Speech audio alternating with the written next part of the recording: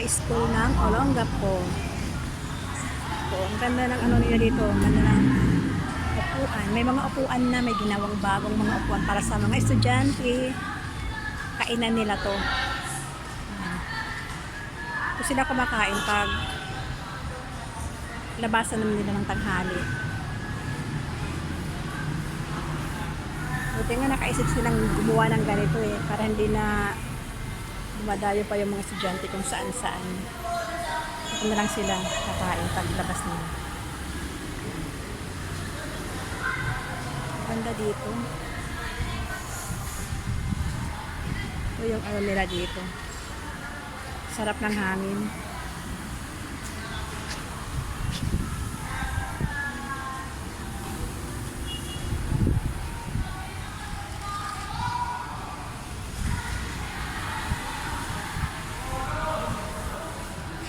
Nila.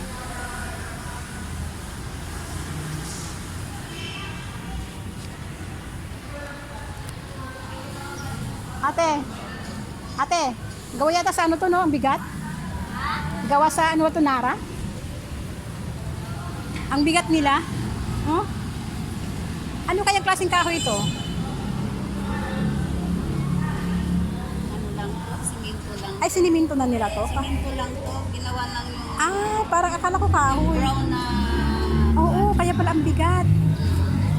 Siniminto pala nila. may sarili kang ano. Oo nga, ang ganda no? Ang ganda.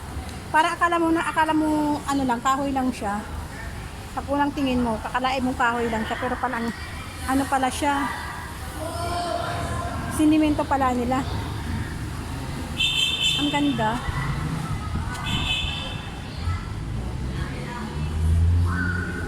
Ang ganda ng naisip nila dito. Kaya mga estudyante hindi na sila kung saan-saan kakain, iba pupunta pa sa sa malayo, lalabas pa sila para kumain. At least ngayon, mayroon na silang kainan dito. Ito po.